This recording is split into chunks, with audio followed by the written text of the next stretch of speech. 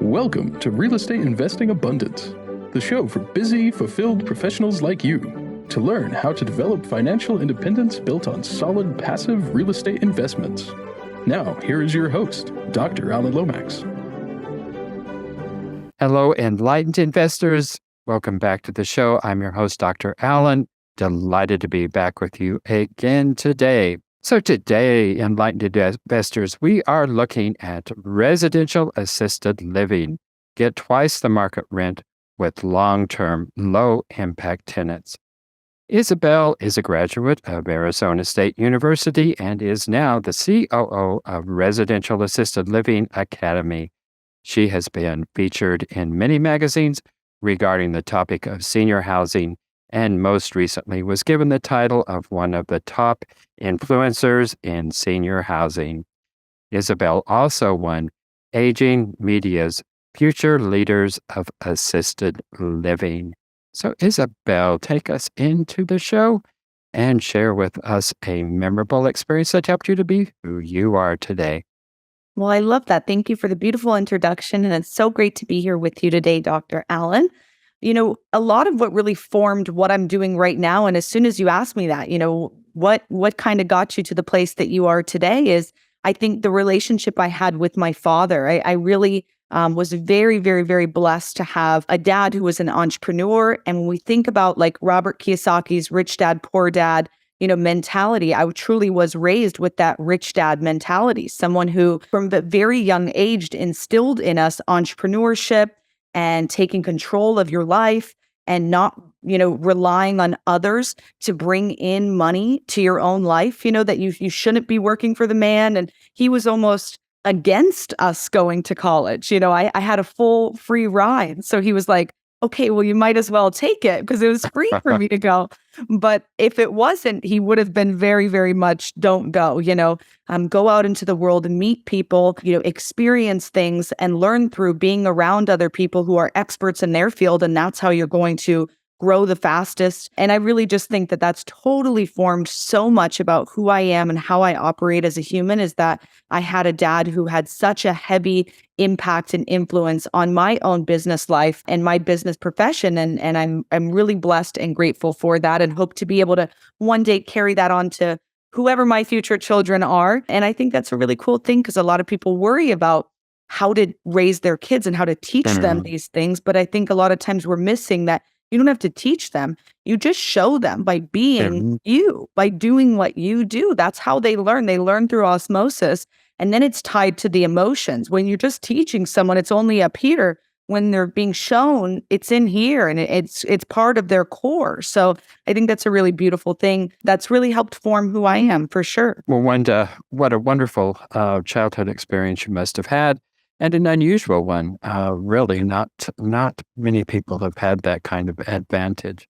So in spite of that particular kind of advantage, you did go to college. You had a free ride there, but you worked for the man. You were a flight attendant for a time. And then before you actually got into your own company, there were a couple of other things you did. So how did you take that detour with having had that very rich childhood experience? Yeah, I think in general, even though you're trying to tell your kids, right, hey, we want you to do this, they're still going to do whatever they want to do. And so when I was in college, I had a great opportunity to intern at Walt Disney World. And again, it was one of those opportunities that's like, I'm not going to give that up. That's one of the number one companies, in the world. And to be able to learn from the best of the best on some of their processes and procedures and how they do things behind the scenes, that was an excellent experience. And I really gleaned a lot from that I still use in my day-to-day business operations with my own team. So that was a great experience. And then I think when I wanted to become a flight attendant, that was just all about like, let me get out in the world, but find a way to get paid for it. And what a beautiful opportunity to do just that. Although I always said, like, I'm not using my brain at this job. Like, I'm going brain dead here. I was like, I think I need to, I was buying all these books. Like every day when I would land, I'd go to the library and get more books, or go to Barnes & Noble, buy books, because I was like, I am not using my brain. I'm having the same small talk conversations over and over. And I was just thinking as we logged on to this that I'm so blessed in what I do right now because I get to have stimulating conversations with incredible people like you who have so much knowledge and expertise in your own world, in your own realm. And it's just night and day from what I was experiencing there, getting to see the world, but going brain dead in the meantime. I would think, though, you had to have learned a great deal about customer relationships being a flight attendant. Maybe not particular stimulating conversations, but my gosh, to be a flight attendant, you have got to have some customer service skills for sure. Yes, definitely. Well, what exactly is assisted living? Yeah, residential assisted living is all I focus on right now. And that's basically a group home for seniors in a single family neighborhood environment that helps the seniors with activities of daily living or ADLs. So anything that we do from the moment we get up out of bed to the moment we go to bed at night, seniors, by the time they move into an assisted living home, they typically need help with 3 to 5 of these. So it's not just a home where you're saying, okay, seniors can live there, Golden Girl style, right? That's independent living. Residential assisted living is where they have 24/7 care, medication management, 3 meals a day. And I play on the real estate side of it. So I own the real estate, I own the business, right? And can cash flow on both of those. But I'm not day to day in the home or working in the home. I'm not licensed to do that. That's not what I do. I hire the proper staff to run all of that day-to-day operations for me. Well, that is certainly an interesting concept. So you talked a little bit about what is going on there. It's 24-hour care. So how is this different from actually a nursing home environment? Yeah. I think the best comparison, right, is a big box facility, what we think of as a Brookdale, a Sunrise, an Atrium. The big differences between a residential assisted living home and a big box is we're only allowed to have somewhere between 6 and 16 residents in the home. Still private bedrooms, private bathrooms, equivalent to what the 1, 2, 300 bed large commercial facilities have with private bedrooms and private bathrooms. But the ratio of care is drastically different. Our ratios are about 4-1 or 5-1. In the big facilities, it's 15-1, 20-1, even upwards of 30 or 50-1 at night. Wow. So drastic differences in level of care. The cost of care is about the same in both facilities. And the amenities and activities are relatively similar. We don't have a dance hall, but we still do dance class, right? We don't have a movie theater potentially, right? But we still do movie night with popcorn and blankets and, whatever the case may be. So really the biggest difference is the care. Mm-hmm. Well, that's interesting. How can you have at really such a small scale? Because scale of economy usually goes as you go up larger. The scale of economy works towards your best interest, I guess, as an investor. But you're saying that you're keeping the ratio of 4-1, rather 4-15, and doing this on a small scale. So how is it that you're going about maintaining the level of care you're providing and still doing it cost effectively? Well, the cost of care nationally in our country today on average is about $4,500 a month. So depending on where you live, that number could be much higher, much lower. DC's national, cost of care is $6,978 on average, right? And most people don't live in average homes. They live in above average or below average. So, but we'll go with $4,500 a month. If you have 10 residents living in the home, that's bringing you in $45,000 of gross every month.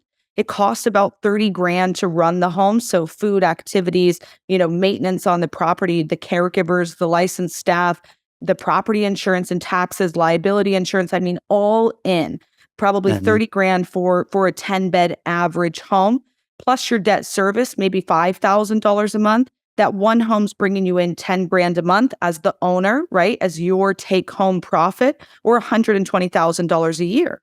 So a big facility, you 10x that, right? They're not bringing in 10,000. They're probably bringing in 100,000 every single month. So there is bigger profits to be made over there. But for me, I'm not in this for the money. I'm in this for the impact. And I don't think that our seniors are getting what they need over there. I'm actually disturbed and disgusted and repulsed by what I've seen in most big boxes. And I think that as Americans and not even US, world citizens, we should be highly upset about what's happening to our seniors all across the world. And we need to be providing a better option. So yeah, making 10 grand a month is awesome, right? On an average home, but the quality of care, the life I see coming back into these seniors, the adult children thanking me, writing a check for 5 grand wrapped in a love letter, nothing's better than that. I Yeah. know the impact I'm having means something, and that's what gets me going every day, not And I think, 10xing it.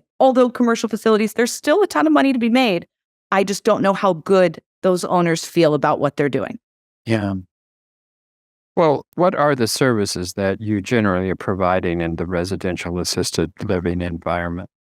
Yeah, so obviously help with the activities of daily living, right? So the caregivers are there to help the seniors get up and bathe and brush their hair and teeth, take medication. We usually have a private chef in the home cooking 3 meals a day for the seniors so they have healthy, nutritious food. Activities range from pet therapy to senior yoga, music therapy, all sorts of different things that we have coming in and out of the house to help the seniors, activate their mind and their body and stay physically fit and all those good things that they need, mentally fit towards the end of life. Of course, there's always, volunteers and families coming in and out. Most of the seniors have a private bedroom, private bathroom, so they have their privacy and their space that they can decorate and make it their own. But oftentimes they're hanging out in the living room or the library and the dining room with the other seniors, just enjoying their life. It's not a Uh-huh. home-like environment. It's a home, right? Most of us Um, grew up in a residential home, and we don't want to leave that just because we turn 95 and need help. So right. So I think you said that your facilities run from 4 to 16 residents. Did I get that correct? 16 is the Six. state maximum. So depending on what state you're in. So I'm in Arizona, we're limited to 10. You're in North Carolina, you're limited to 12. Okay, so there are state regulations in terms of residential assisted living as opposed to nursing home or the big box facilities. So you're regulated differently. You are regulated differently. They're being run off of commercial level rules and regs. Ours Right. are under group home categories. So different rules and regs, not nearly as strict or stringent. So what are the regulations for the residential assisted living as opposed to the nursing home? So theirs are a lot more strict, right? They need commercial kitchens and different points of egress and all sorts of different things that they need, Ah. right? They are going to need generators and fire suppression and different things of that nature. For us, it's going to be similar but different, right? Points of egress. The states typically will require 80 to 100 square feet per person. That is cruel. We do not abide by that. We say 300 to 500 square feet per person minimum, right? So we want large luxury upscale homes in great parts of town that you feel happy to leave your loved one, that you say, "Hey, I want to move in here," right? So Uh-huh. there are rules and regs. You have to post your monthly, menu on and get it approved through the state so that you can say it's nutritious and all those different things. But there's not as many rules as you'd think. Every state has their own set of rules and you do need to abide by them, but it's Uh-huh. pretty simple to follow them. Mhm. So there's facility rules and of course are, I guess, more compatible with an actual residential home rather than commercial regulations like all of Yes. the commercial things that you would expect to see in any commercial facility. But they are geared towards actually making the home feel like a home, look like a home, present like a home. And so it's not necessarily that they're lax, they are just geared towards making it a home-like environment, it sounds like to me. Yes. Well, in terms of the professional staff, are the regulations different for the residential assisted living? It's the same staff that you're hiring in a large facility versus a residential assisted living facility, right? The licensed caregivers, it's the same staff. Actually, many of my staff, they work shifts like a nurse. So they might work Mhm. 8, 10, or 12-hour shifts. So they work for me 3 or 4 days, and they may work for a big box facility 3 or 4 days. So it's the exact same caregivers. and licensing requirements. Those are per state, what is required. Usually it's like being 18, having a GED, and taking some form of a caregiver training course, CPR, food handlers, things like that.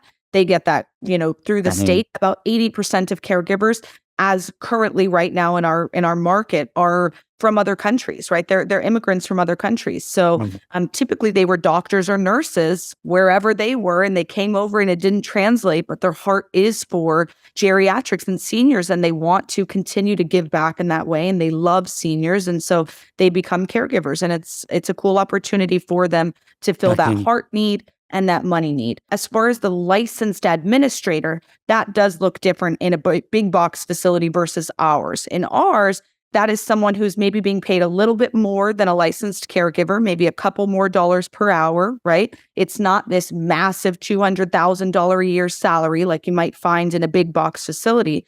This is someone who might be in charge of hiring and firing the caregivers, making sure that shifts are all covered and things of that nature, marketing and touring the home and filling it with the seniors, making sure those beds are full, making sure that the policies and procedures are being abided by when the state comes over, that everything's on par and on track. Their license is hung on the wall, and they're really your go-to person. They're running everything on the day-to-day basis for you. In the real estate world, it's your property manager, but in the assisted living world, it's the licensed administrator. And in a big box, it's a much more professional career. They're not getting their hands dirty. They're not wiping anyone's bum or showering anyone. In our homes, they may have to step in, right? I'm not a licensed caregiver, but they have a license higher than a caregiver. So if a caregiver no-shows and they can't fill the shift, they take the shift, right? Over here, they probably wouldn't, right? They'll probably walk around wearing a blazer and making big decisions, and that's fine. That role does look different. So do you have to have a licensed nurse on the facility? 24 hours? Depending on the state, you most of the states, you do not have to have someone there 24/7. You usually have to have a nurse on call or available on call. So like I've got 20 nurse friends who you put them down on a license. If I call them, I'll call them if I need them. Well, so get into the real estate aspect of this. So these are single-family homes. How do you get into this residential assisted living process? Yeah, there's 4 ways on the real estate side that you could get started. One is buying land and building a custom home from the ground up. If you live in a state where you're allowed to have 16 residents, you're not going to find a 15 or 16 bed home on the market, right? So That's buying land and building custom makes a lot of sense in a state like that, or where you want to go a little bit bigger. The second way is buying a single family home and converting it to become. So we did that with 2 of our properties. We bought something with a larger square foot, footprint, right? And just chopped up the home a little differently, maybe added a renovation and just made it into what we needed it to be. For me, all of our homes are 10 bedroom, 10 baths. So they didn't start that way, but we made them become that way. Third is you can buy an existing home. So there's 30,000 of these care homes that exist across our country today. This is what many people think is a little known or a niche thing, but it's not. We represent 61% of all assisted living beds, RAL homes. So we are actually the majority. It's just our marketing efforts are, so tiny compared to the big, huge Brookdale that everybody knows and sees the billboards for and the big sign outside. So buying an existing home, you're purchasing the real estate, purchasing the business, you're up and running, cash flowing day one. And fourth, you could lease a home to do this. So for those of your listeners who, play in real estate, you can do either sides of that. Maybe you're purchasing homes, renovating them, getting them licensed and leasing them to an operator, and you're just going to get twice the fair market rent with a long-term low impact tenant, not dealing with any of the operations, but just being a landlord on one of those. Or the opposite, maybe you don't have the capital, and so you want to lease the home from someone who's done that work. You're willing to pay a little bit more because they did a lot of the work for you, and you're going to run the business leasing the home from them. So a number of different ways to get into this. And I guess depending on what the community you're in and the opportunities that are there, I think, are probably going to be some of the deciding factors in conjunction with how it is that you're going to get into that. Why are you so set on residential assisted living other than just your passion for working with geriatrics? And I totally agree with you. It's kind of pathetic the way that seniors are treated, not just in this country, but worldwide.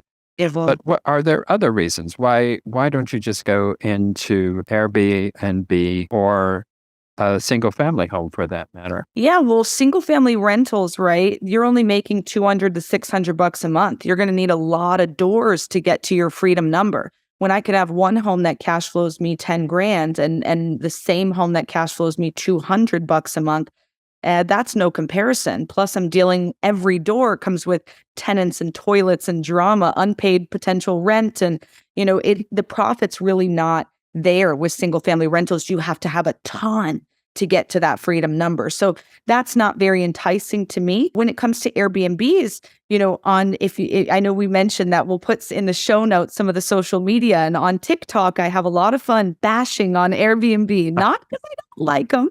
I love Airbnbs and I stay in them all the time, but I don't think they're a very safe investment, right? You have cities like San Diego. I just got news that Scottsdale, Atlanta, Hawaii, Las Vegas, completely shutting them down, making all these outrageous rules that make it incredibly difficult for the short-term rental owners to be profitable, right?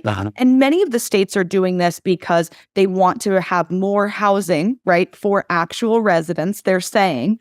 But then you have cities like Las Vegas where we know that that's not what's happening. The hoteliers have a lot more money and power than the solopreneur like you or I. And they're involved in the conversation saying, shut that down. We need help. Help us out, state of Nevada.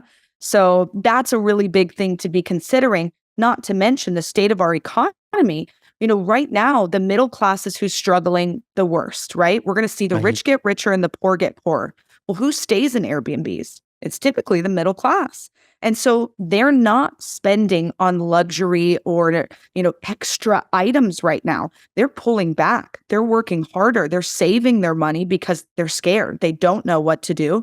And maybe they don't listen to you on this show, right? I'm assuming everyone who listens is independently wealthy and excited about investing and doing different things with their capital. But there's a lot of people who don't know what the world's going to look like coming up, and they're terrified, and they're not going to that week-long, trip down in Florida or the Euro vacation that they take every year. They're pulling back. So I want to invest in something that has the demographics behind it, something that's inevitable, something that has the money, the stats, and something that makes me feel good. And all of those are tick marked with assisted living, right? That we're 1.3 million beds short today. And the silver tsunami of seniors has not hit. We're 10 years out from the baby boomers needing assisted living. The silent generations who's currently living in assisted living, and there's only 44 million of them. But there's 76 million baby boomers. And the NIC projects we're only adding 50,000 beds per year. This is a mega crisis. Mega. For sure.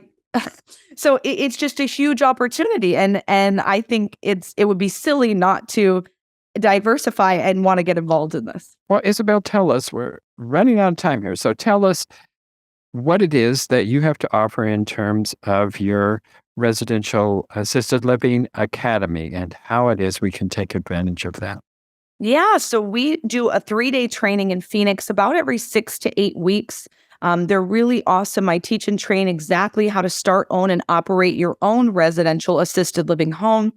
Everyone who teaches with me was past students in the training. They went out, got their homes up and running, and now they're back to teach. So it's not a concept. It's not a theory. We're in the game with you. We're actively doing that. And I think it's really important. I think in the show notes, we'll be able to drop the link, but RAL101.com is a great place to go just to get the ball rolling. Grab some information there. We've got books and webinars. You can schedule a call with me or my team members.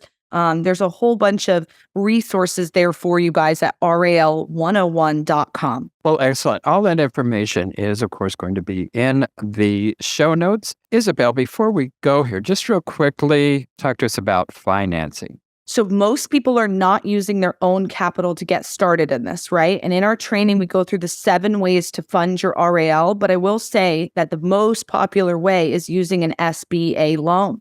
They're really, really familiar with these. And, our students who come through our class, we hook them up with the best of the best. They know exactly what to do and what to look for. So getting that pro forma and business plan in front of them, they know what this is and they're happy to move forward and loan out on these. But SBA is a great way to get involved with this, maybe only putting 10% down on the property and getting that capital for the business, the real estate, the carrying costs, everything that you need. And that's important because this is a heavy lift, right? It's not every 18-year-old isn't getting into this industry, right? There's not an HGTV show on this. There is more dollars, more zeros involved than most other forms of real estate for sure. And I would say more responsibility as well. Well, some wonderful opportunities there, obviously. And my gosh, the demand obviously is going to be an ever-growing demand. So lots of opportunity there. Isabelle, what a pleasure it has been to be with you today. Enlightened Investors, thank you for being with us. Be sure to check back with us in our next episode. Isabelle, thanks so much for being with us. Thanks for having me. Thank you for tuning in to Real Estate Investing Abundance, brought to you by Steve Talker Capital, a company working for passionate professionals like you to develop financial independence built on solid, passive real estate investments. As part of our efforts to make the world a better place, Steve Talker Capital contributes to activities and organizations committed to better understand the equine. These endeavors attempt to enhance the human treatment of horses worldwide. Steve Talker Capital, working for a world where all creatures, great and small, flourish abundantly. For resources to develop your financial independence, connect with us at stevetalker.com.